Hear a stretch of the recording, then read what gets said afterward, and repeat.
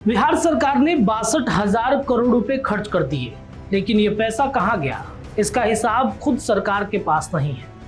अररिया और पूर्वी चंपारण में तो कागज पर पुल तक बन गए हैं, ठेकेदारों को पूरा पेमेंट भी मिल गया है, लेकिन उन पुलों तक पहुंचने वाली सड़क आज तक कहाँ है, ये किसी को नहीं पता चला।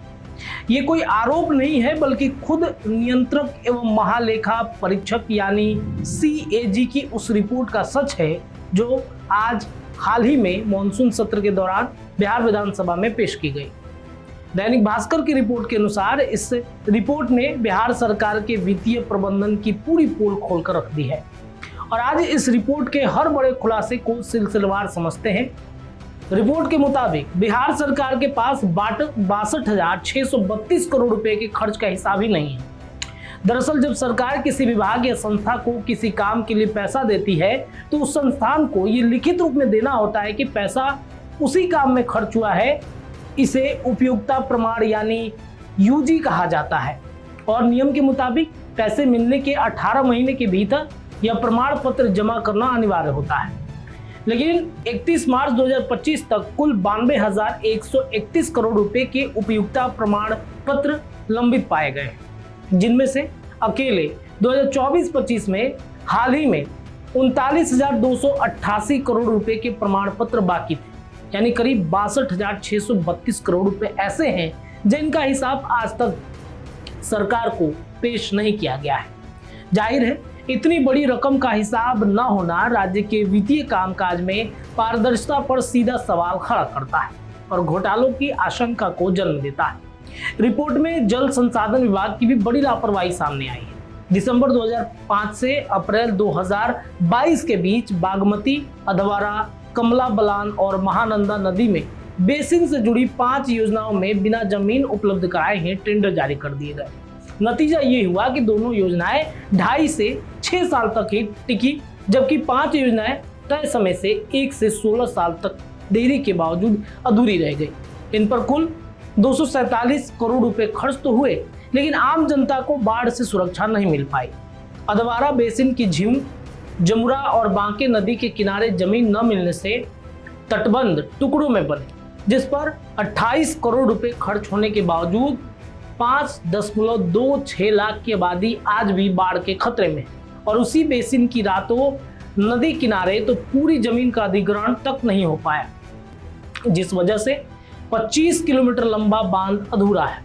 दरभंगा में बागमती नदी के किनारे तटबंधों पर निर्माण केंद्रीय जल आयोग और पुणे के जल एवं विद्युत अनुसंधान केंद्र की सिफारिशों को नजरअंदाज किया गया, जिसमें 320 करोड़ रुपए खर्च होने के बावजूद बाढ़ का खतरा जस का तस बना हुआ है।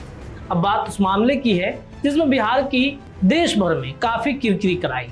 CAG ने 2 पुल निर्माणों को सीधे महाघोटाला करार दिया है। पहली योजना पूर्वी चंपारण जिले के पताही प्रखंड के बेतौना गांव के नुनिया टोली की थी, जहां सड़क और पुल के लिए 3 करोड़ रुपए मंजूर हुए हैं। 2.33 करोड़ रुपए का भुगतान भी हो गया है। पुल बना, लेकिन सड़क आज भी अधूरी है।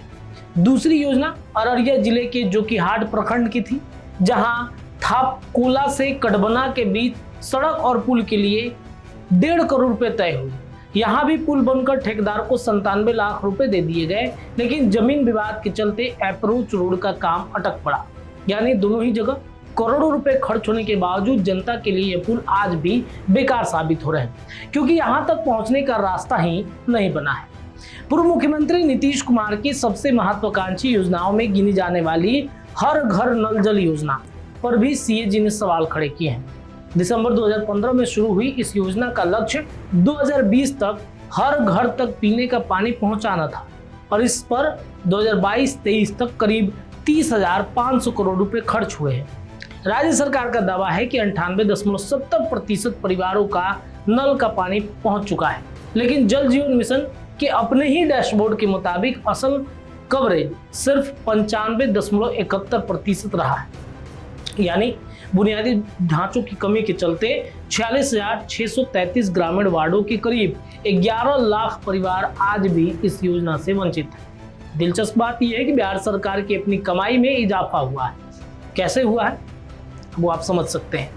वित्तीय वर्ष 2024-25 में राज्य की अपनी कमाई 59,360 करोड़ रुपए थी, जो 2023-24 में 53,618 करोड़ रुपए के मुकाबले करीब 10.71% ज्यादा है। लेकिन बिहार की आमदनी का बड़ा हिस्सा आज भी केंद्र सरकार पर निर्भर है। कुल आय में टैक्स शेयर से लगभग 60% और केंद्रीय अनुदान से 13%, यानी कुल मिलाकर करीब 73% पैसा केंद्र से आता है। पिछले 5 साल में 83% से ज्यादा खर्च राजस्व व्यय में गया है, यानी ज्यादातर पैसा वेतन, पेंशन, ब्याज, प्रशासन और सब्सिडी जैसे नियमित खर्चों में ही खप गया है। मार्च 2025 तक बिहार का कुल 3,74,134 करोड़ रुपए का कर्ज है। 5 साल में राज्य के कुल बजट में 48% की बढ़ोतरी हुई। 2020-21 में बजट 3.25 लाख करोड़ रुपए था, जो 2024-25 में बढ़कर 3.64 लाख करोड़ रुपए हो गए। लेकिन हैरानी की बात यह है कि सरकार इसमें भी करीब 77,000 करोड़ रुपए यानी 21% खर्च ही नहीं कर पाई है।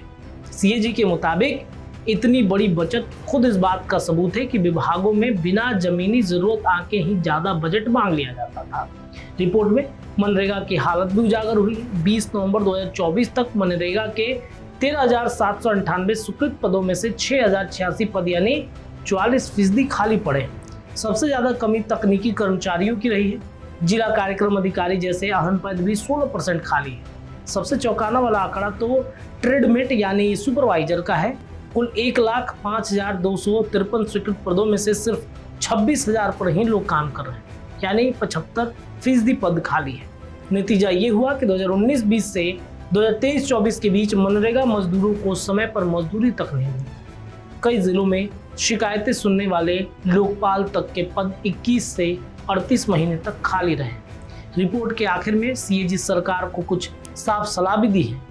पहले सर्वे हो, तब योजना बने, जमीन मिलने के बाद ही टेंडर जारी हो, निगरानी मजबूत की जाए और मनरेगा जैसे विभागों के खाली पद जल्द भरे जाए। सवाल ये है कि क्या सरकार इन सिफारिशों को गंभीरता से लेगी या रिपोर्ट भी सिर्फ विधानसभा के पटल तक सीमित रह जाएगी? आपकी क्या राय है? इतनी बड़ी रकम का हिसाब ना होना किसकी जिम्मेदारी है? कमेंट में अपनी राय जरूर बताइएगा। वीडियो पसंद आए तो लाइक शेयर कीजिए। जुड़े रहिए बिहार न्यूज़ टुडे के साथ, अपडेट जारी है। बहुत बहुत धन्यवाद। वीडियो पसंद आए तो इसे लाइक और ज्यादा से ज्यादा शेयर करें। हमारे चैनल को सब्सक्राइब करना न भूलें ताकि आपको हर जरूरी खबर सबसे पहले मिल सके। अगर आप किसी खास विषय या मुद्दे पर वीडियो देखना चाहते हैं तो कमेंट करके जरूर बताएं। आपकी राय हमारे लिए बेहद अहम है।